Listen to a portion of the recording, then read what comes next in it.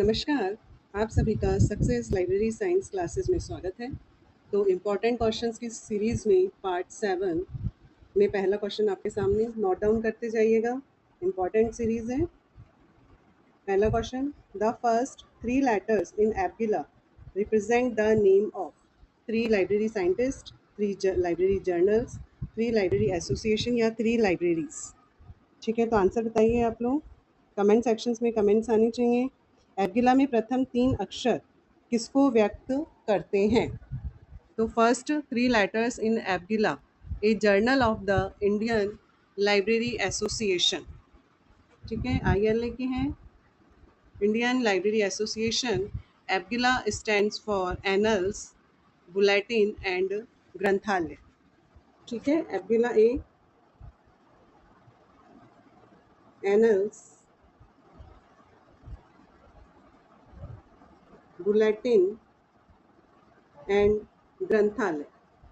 तो 3 library journals, इनको ये डिनोट कर रहे हैं। The first 3 letters in Abgila, a journal of the Indian Library Association. Abgila stands for Annals, Bulletin and Granthalaya, which are the 3 components of the journal's name in library science. In library science, Abgila is an stand for Annals, Bulletin and Granthalaya of the ILA Indian Library Association. It was a journal published, ये journal published हुआ है ILA Indian Library Association के द्वारा कलकत्ता। जो आपको important जो भी लग रहा है नोट डाउन करते जाइएगा। जो आपको लर्न है उसे आपको नोट डाउन करने की ज़रूरत नहीं है, लेकिन जो भी कोई भी नया इन्फॉर्मेशन आपके सामने उसे आप नोट डाउन कीजिए, अपने नोट्स बनाइए। तो क्योंकि कंपटीशन एग्जाम्स में कब कौन सा क्वेश्चन आपके सामने आएगा हमें ही नहीं, मतलब थोड़ा सा हमें आइडिया होना चाहिए। ठीक है, तो उस समय हम उस चीज़ को क्लिक कर सकें। हमारे पास हमने उस चीज़ को पढ़ा हुआ है तो हम ऑप्शंस पे क्लिक कर जाते हैं। ठीक है, तो एबगिला इसका है 1949 टू 1949 से 1953। ओके, देन उम्मीद करती हूँ ये क्लियर हो गया होगा। 3 library journals. Next question, principle of osmosis is related to. ये प्रिंसिपल्स बहुत ही इम्पॉर्टेंट हैं, कहीं ना कहीं आपके सामने ये क्वेश्चंस आते ही हैं। लाइब्रेरी साइंस में बहुत ही इंपॉर्टेंट टॉपिक है। Principle of osmosis is related to, पहले हम इसकी बात करते हैं, उसके बाद फिर हम आगे डिटेल में इसके बारे में बात करेंगे। प्रिंसिपल ऑफ ऑस्मोसिस ये रिलेटेड है रिक्लासिफिकेशन। ठीक है, इसका आंसर है आपका रिक्लासिफिकेशन। ये प्रिंसिपल है, ये the says that on to the canon of contacts a change in the catalogue code. यदि आप आपकी लाइब्रेरी में कैटलॉग कोड चेंज करना चाह रहे हैं of the scheme of classification, तो हमें रिक्लासिफिकेशन लॉ ऑफ ऑस्मोसिस इसे हमें यूज़ करना होता है। A catalogue and classify all newly access material according to new code and new scheme.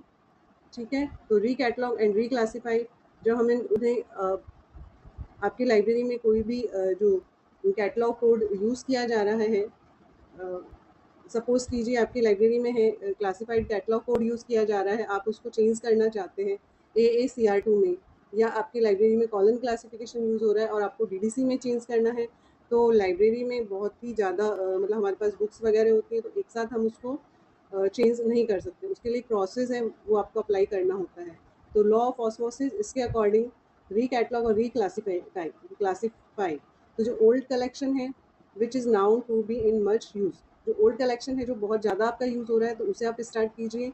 रीकैटलॉग रीक्लासीफाई, जो भी बुक्स हैं रीडर्स के द्वारा रिटर्न की गई हैं उन्हें आप रीकैटलॉग और रिक्लासीफाई कीजिए। और तो maintain 2 catalogue, old catalogue and new catalogue in 2 sequence of the shelves. तो आपके शेल्फ्स पर तो एक टाइम पे धीरे धीरे आप इस तरह से यूज़ करते हैं कि पुराना जो भी आपका ओल्ड कलेक्शन है जो बहुत ज़्यादा यूज़ हो रहा है उसको आपने किया, और नया कलेक्शन जैसे कोई भी बुक्स रिटर्न हो रही है उसको उसके अकॉर्डिंग आपने चेंज किया, आपने नई बुक्स परचेज करी उसे चेंज किया। तो एक टाइम के बाद में वो आपका पूरा बिना आपकी लाइब्रेरी का जो प्रोसेस है उसे डिस्टर्ब किए बिना आपका ये पूरा आपका चेंज होगा। तो लॉ ऑफ और ये प्रिंसिपल ऑफ ऑस्मोसिस ये रिलेटेड है रिक्लासिफिकेशन। उम्मीद करती हूँ आपको समझ में आ रहा होगा कि क्या कहना चाह रहे हैं, या प्रिंसिपल ऑफ ऑस्मोसिस है वो आपसे क्या बात करना चाह रहा है। ठीक है, तो principle of osmosis related relevant to reclassification. तो रंगनाथन हैज़ रिकॉग्नाइज्ड, रंगनाथन ऐसा रंगनाथन उनके द्वारा बेसिक लॉज है उनको रिकॉग्नाइज किया गया। तो बेसिक लॉ कौन कौन से हैं आपके? Law of interpretation, law of impartiality, law of symmetry, law of parsimony, law of local variation and law of osmosis. ठीक है, तो बेसिक लॉज में आएगा आपका लॉ ऑफ ऑस्मोसिस। तो हमें ये पता होना चाहिए, इस तरह के क्वेश्चंस आपके सामने आते हैं एग्जाम्स में कि लॉ ऑफ लोकल वेरिएशन है, ये किससे रिलेटेड है? बेसिक लॉ है, फंडामेंटल लॉ है, कैनन है, या पॉस्टुलेट्स अभिधारणाएं हैं। ठीक है, तो इस तरह के क्वेश्चंस भी आपको देखने को मिलते हैं। तो बेसिक लॉज में मैं एक बार नोट डाउन करती हूँ। बेसिक लॉ है आपका लॉ ऑफ, आप नोट डाउन कीजिए, law of interpretation, law of impartiality, law of symmetry, law of parsimony, law of local variation, law of osmosis. ये आपके बेसिक लॉज हैं। हम इसका डिटेल में हम बात करेंगे एक अलग उसमें, क्योंकि यदि हमने बेसिक लॉ ले लिया तो फिर हमारा ये पूरा क्लास इसी में ही कंप्लीट हो जाएगा। तो एक स्पेशली हम एक क्लास लेंगे basic laws, fundamental laws. Fundamental laws आपके 5 laws of library science is a theory proposed by S R. Ranganathan 1931। 5 laws आपके सभी को याद होगा। Books are for use, every reader his her book, every books its reader, save the time of the reader, library is a growing organism. Okay, तो note down कीजिएगा 5 laws of library science. Dr. S.R. Ranganathan conceived the 5 laws of library science in 1924 and formulated in 1928. So these laws first published Ranganathan classic book entitled कौन सा है? 5 laws of library science in 1931. ठीक है, कोई भी आपको confusions है, कुछ भी आप कमेंट सेक्शन में कमेंट कीजिए, आपको आंसर उसका मिलेगा। या कोई भी आप चाहते हैं कि हम नए टॉपिक पे हम बात करें तो उसको भी आप नोट डाउन कर सकते हैं। कैनन आप उसको कमेंट सेक्शन में हमें बता सकते हैं। आपके रंगनाथन ने फॉर्मुलेट किए हैं idea plan, verbal plan and notational plan. तो आइडिया प्लान में कौन कौन सा है आपका? Canon of characteristics, canon of अरे, canon for chain, canon for filiatory sequence. Canon of verbal plan में आपका आएगा canon of contexts, canon of enumeration, canon of currency, canon of reticence. फिर canon for notational plan important है, बहुत ही important है, very important part आपका library science का। Cannon for notational plan, canon of synonyms, canon of homonyms, canon of रिलेटिबिलिटी and canon of uniformity, canon of hierarchy, canon of non hierarchy, canon of mixed notation, canon for pure notation. ये हम बात कर रहे हैं canon of ये notational plan. Canon of faceted notation, canon of non faceted notation, canon of coextiveness and underextiveness. Notational system, canon for hospitality and array and chain. So they are canon of extrapolation in array, canon of interpolation in array, canon of extrapolation in chain, and canon of interpolation in chain. Okay, helpful sequence in array. तो principle of helpful sequence time sequence में आपका आएगा, note down कीजिएगा please. Helpful sequence में आपका हुआ time sequence में principle of later in time, principle of earlier in time. Evolutionary sequence, principle of later in evolution, principle of earlier in evolution. Spatial sequence, principle of spatial quantity quantitative measure sequence. इसके अपने हैं principle of increasing quantity, principle of decreasing quantity, complexity sequence, principle of increasing complexity, principle of decreasing simplicity, principle of decreasing complexity and principle of increasing simplicity. Traditional or canonical sequence, principle of traditional or canonical sequence. Literary warrant sequence में आपका है principle of decreasing literary warrant, principal of increasing literary warrant. फिर है आपका alphabetical sequence, तो principle of helpful sequence 8 उसमें है। फिर इनके अदर वो है। फंडामेंटल कैटेगरी क्या आएगी आपकी? पॉस्टुलेट्स फॉर फंडामेंटल कैटेगरी, अभिधारणा है। तो postulates of basic facet, postulates of isolate facet, postulates of rounds and level, important topic है। postulates of rounds for energy, postulates for facet sequence, principle for facet sequence। तो principal for facet sequence कौन कौन से हैं आपके? Questions आपको देखने को मिलते ही हैं। Wall picture principle, wall organ principle, cow calf principle, commodity raw material transformation principles, actand and action actor to principle. Okay, उम्मीद करती हूँ एक हमने एक हल्का सा हमने उसको रिवीजन के उसमें लिया है। तो आपके बेसिक लॉ हैं, फंडामेंटल लॉज हैं, प्रिंसिपल ऑफ हेल्पफुल सीक्वेंस है, फैसेट सीक्वेंस एक बार आपके माइंड में सब घूमने लगे होंगे। तो कंटिन्यू आप स्टडी कीजिए अपना इम्पॉर्टेंट टॉपिक से। नेक्स्ट क्वेश्चन,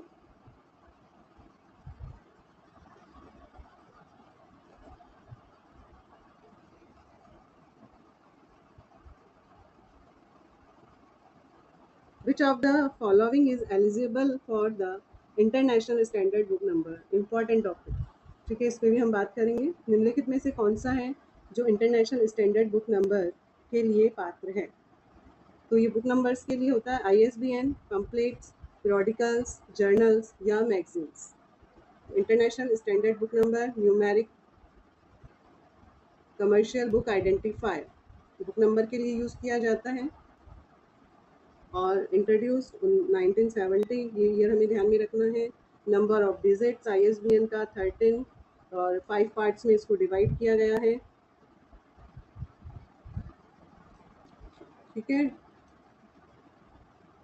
ये ध्यान में रखना, ISBN international standard book number Raja Rammohan Roy library उनके द्वारा ये दिया जाता है, और ISSN स्केयर न्यू दिल्ली, ठीक है। तो इसमें इसका आंसर है pamphlets.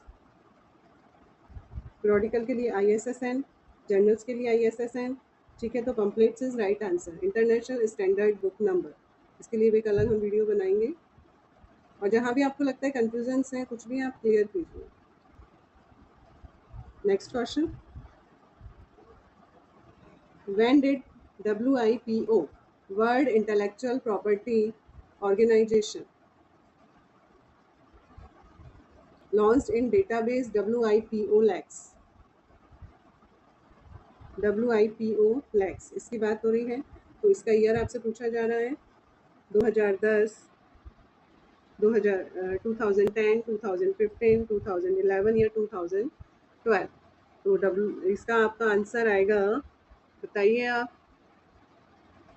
World intellectual property organization launch WIPO lex database, ये है आपका free online resources providing access to intellectual properties law, ठीक है। तो इसका ईयर है 2010।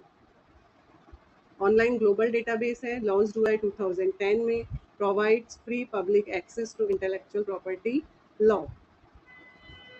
World intellectual property organization maintain and develop the database. WIPO की बात करते हैं अपन।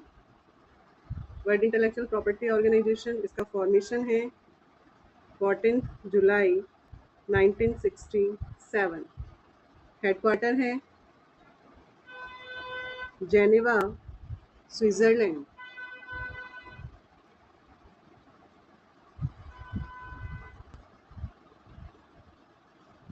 हेड है इसकी Darren tang,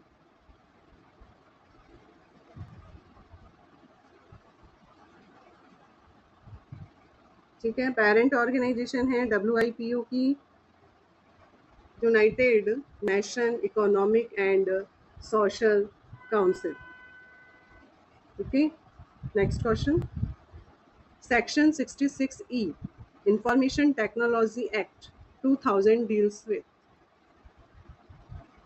section 66E information technology act, IT act आपका ये ध्यान में रखना है, 2000 का है, इसका ईयर है 2000।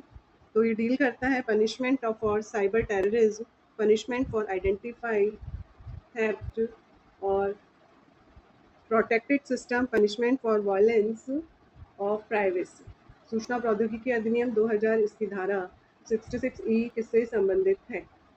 तो इसका आंसर आएगा आपका punishment for violence of privacy, ठीक है। तो 66E है, इंफॉर्मेशन टेक्नोलॉजी एक्ट है, ये डील करता है punishment for violence of privacy.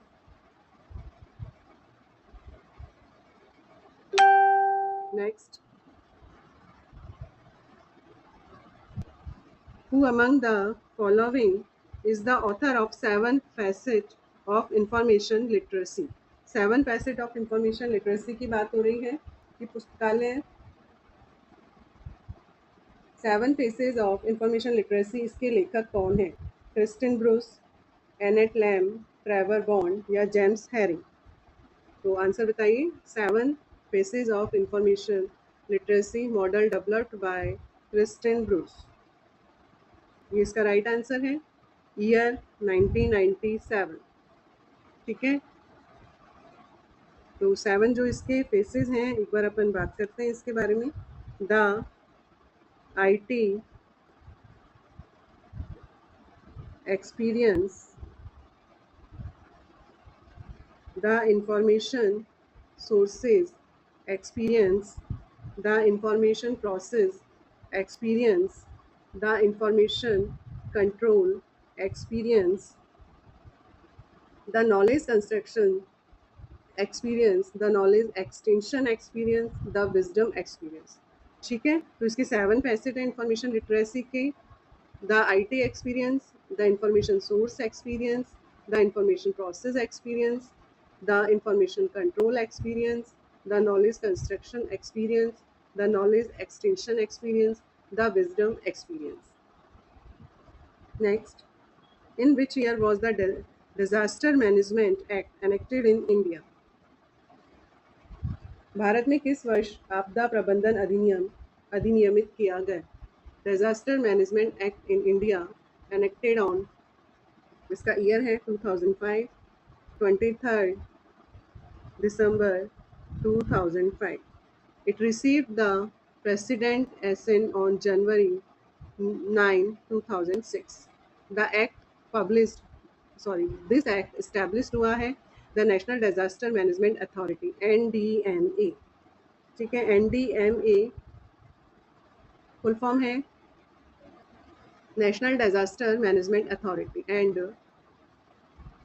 SDMA state disaster management authority to manage disaster effectively. ठीक है, next question. Which of the following is a type of which of the following is a type of deliberate sampling, इनमें से कौन सा है जो सचेतन नमूना चयन, डेलिब्रेट सैम्पलिंग सचेतन नमूना चयन का एक प्रकार है? स्ट्रेटिफाइड, क्लस्टर सैम्पलिंग, पर्पसिव या रैंडम, बताइए।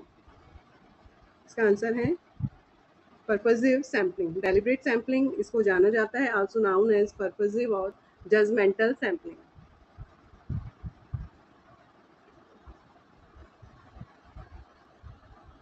Judgmental sampling, also known as judgmental sampling, is a non-probability sampling technique. Okay, then clear. Deliberate sampling, purposive sampling. Next, who coined the term marketing mix? Marketing mix की जो term है किसके द्वारा दिया गया है? ये पद किसने दिया है? Peter Drucker, Philip Kotler, Neil H Gordon या चाई ली गुड, बताइए। तो मार्केटिंग मिक्स टर्म है coined by professor Neil H Gordon, ये इसका राइट आंसर है। Harvard business school. First introduce, सबसे पहले इंट्रोड्यूस किया गया the concept in his 1953 presidential address to the American marketing association. Later in, बाद में 1964 में पब्लिश किया गया एन आर्टिकल, एक आर्टिकल, उसका आर्टिकल का टाइटल क्या था? 1964 में एज ए आर्टिकल ये पब्लिश हुआ, the concept of the marketing mix। Next, which of the following service automatically convert mark record to RDA? ठीक है, निम्नलिखित में से कौन सी सेवा है जो मार्क रिकॉर्ड को RDA में स्वतः ही परिवर्तित कर देती है?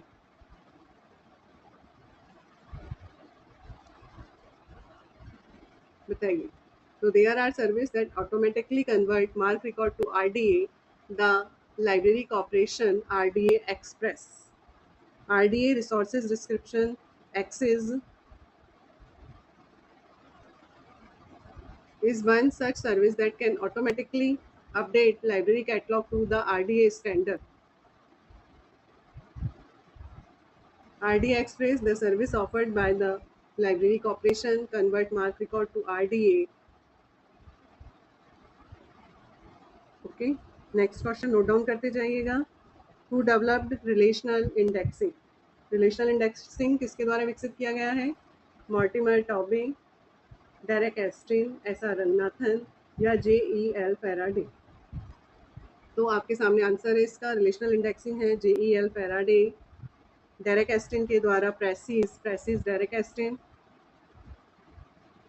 ठीक है, एस आर रंगनाथन उनके द्वारा चैन इंडेक्सिंग, ठीक है।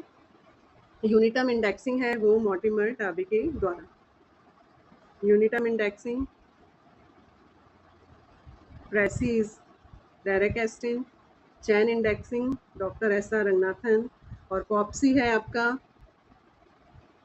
जी भट्टाचार्य, ठीक है। इंपॉर्टेंट है, कहीं ना कहीं क्वेश्चंस देखने को मिलते हैं, नोट डाउन कीजिए। तो relational indexing developed by JEL Faraday और 1950, further developed by 1967। It's also known इसे सिस्टम ऑफ रिलेशनल एनालिसिस, इसके द्वारा भी जाना जाता है, ठीक है। रिवीजन मस्ट, रिवीजन जरूरी है। Next question, which of the following statement is incorrect? Correct नहीं पूछ रहा है, ये ध्यान में रखेंगे। Incorrect about Raja Rammohan Roy library foundation. Raja Rammohan Roy library foundation, इसमें जो स्टेटमेंट्स हैं इनमें से कौन सा है जो इनकरेक्ट है? तो it was established in May 1972। तो ये स्टेटमेंट करेक्ट है, the statement is correct. Raja Rammohan Roy library founded in May 1972, established by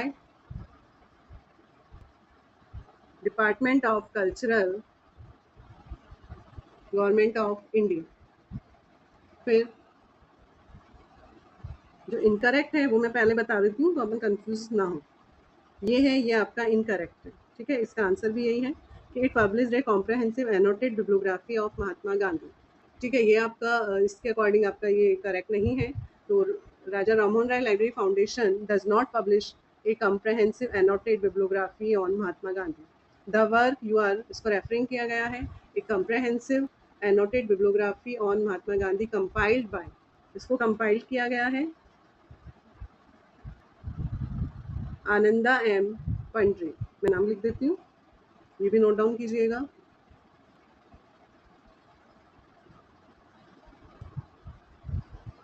Ananda M पंड्रे, इनके द्वारा इसको कंपाइल किया गया है।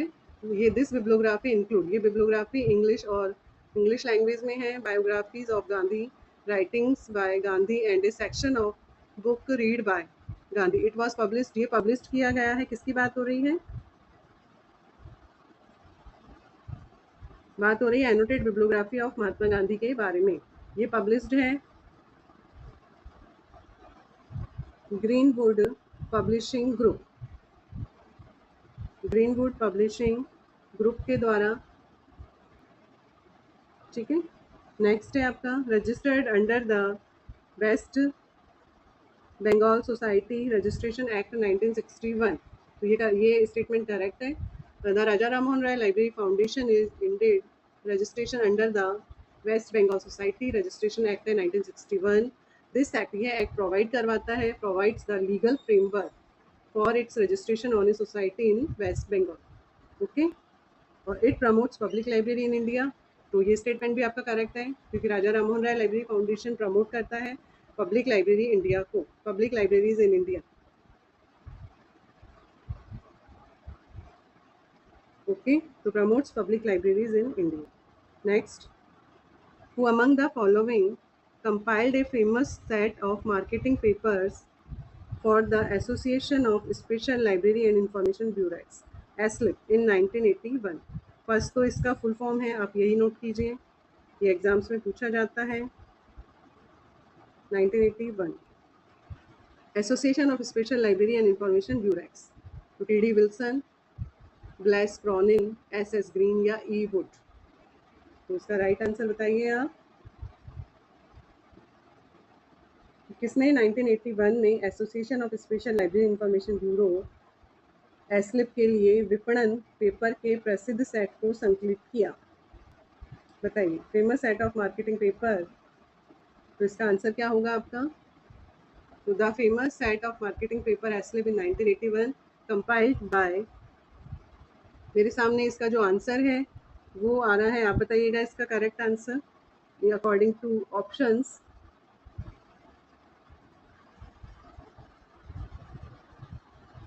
मार्गरेट स्लेटर, मेरे सामने ये आंसर आ रहा है, आप मुझे बताइएगा इसका. She was a prominent figure in the field of information management and her work for ASLIB. ASLIB को now known as association for information management. Okay, तो एस्लिप का फुल फॉर्म हम बात कर चुके हैं, association for special library information bureaus. 1924 इसका year है. इस समय इसको association of information management become the information association for information management के नाम से जाना जाता है. द ऑर्गेनाइजेशन, ये organization priest functioning and independent organization बनी है 2010 में. When it become a division, ये इस समय डिवीजन है, Emerald group publishing 2015. ASLIB existed only on Emerald professional development arc. ठीक है, 1924 ईयर इसका ध्यान में रखना है हमें, फुल फॉर्म हमें ध्यान में रखना है इसका. Next question, the overall detail scheme for obtaining desired data is called. कुल मिलाकर वांछित डेटा प्राप्त करने के लिए विस्तृत योजना, इसे क्या कहा जाता है? सैम्पलिंग, रिसर्च डिज़ाइन, हाइपोथेसिस या रिसर्च प्रॉब्लम. तो इसका आंसर है आपका research design. Next, the ancient world digital library. Full form note कीजिएगा, ancient world digital library, initiative of department of ancient history, Harvard University. Answer बताइए इसका. या school of world history, Cambridge University, UNESCO. UNESCO का आपका full form united national educational scientific cultural organization, institute for the study of the ancient world, New York university. इसका answer क्या होगा आपके, बताइए. तो the ancient world digital library is an initiative of the institute for the study of the ancient world, New York university. ये इसका right answer है. ये created to identify, collect and provide access to scholarly material related to the ancient world. ये project है also collaboration digital library technology service New York university के द्वारा. ठीक है, तो ये इसका आंसर है. Next question, in which measure of central tendency divides the observation into two equal parts.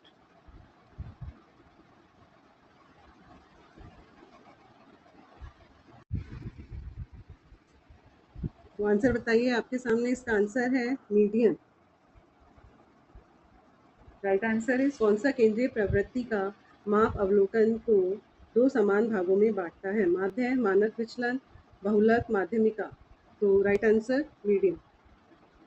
ठीक है, तो the median is the measure of central tendency that divide a set of observation into two equal parts.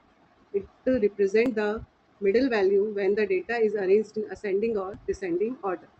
Next question. Which one of the following is inventor of Brown charging system? Brown charging system, Derek Brown, J.D. Brown, K.E. Brown या Nina E. Brown. Brown charging system है, किसके द्वारा दिया गया है? तो the Brown charging system है invented by Nina E Brown. ये लाइब्रेरियन है in the library bureau in Boston and also serve as the secretary in the of the publishing board of the ALA, American library association. This system also known, इस सिस्टम को Brown card lending system.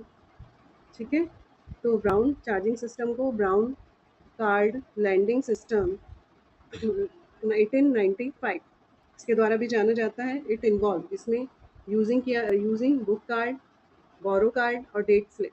ठीक है, ये भी हमें ध्यान में रखना पड़ेगा क्या क्या यूज़ होता है. Book card,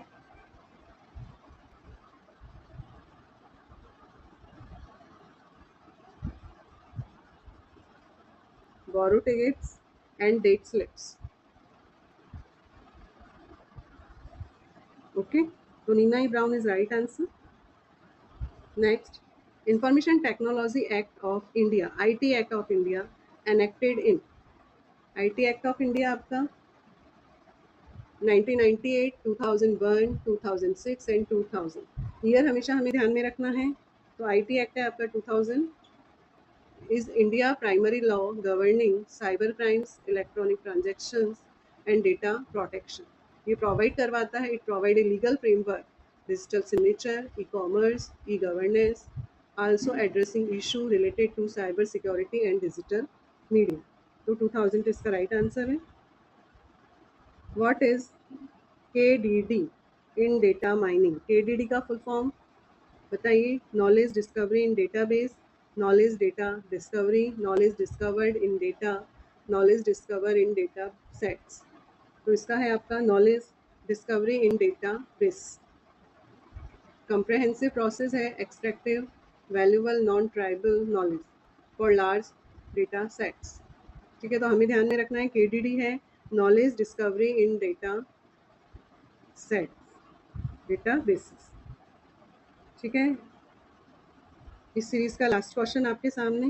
cannon for mnemonics or canon of which plan. Just अभी अपन ने डिटेल में इसके बारे में बात की थी, कैनन्स के बारे में. तो इस तरह के क्वेश्चंस आपके सामने आते हैं.